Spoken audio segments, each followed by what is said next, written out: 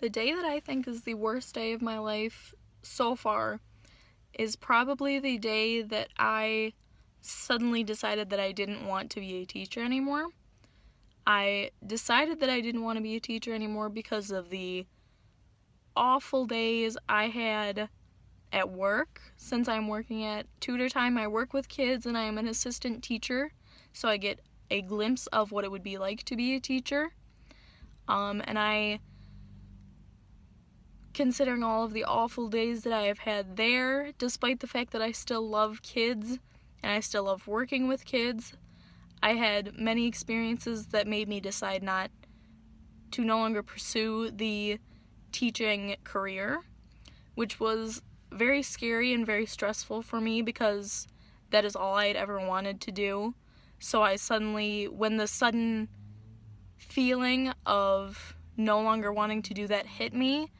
I was stressed and scared, and I just didn't know what else to do because that was the only thing I'd ever wanted to do. My dad is a teacher, so I always grew up thinking I would be a teacher like my dad, and I just didn't have any other ideas, and it was shocking for me to suddenly realize that I no longer wanted to do that. Now looking back, I realize that I'm still young, I'm only 19, so I don't need to make any kind of decisions right now. But on the day that it actually happened, it felt like the worst day of my life because it felt like my future life was suddenly just falling apart.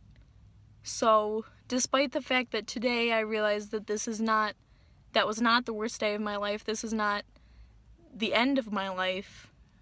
it was still a very scary thing, and it was still very stressful, and I'm glad that I finally realized that that was not the worst day of my life, and that I'm sure I'll have probably worse days in the future.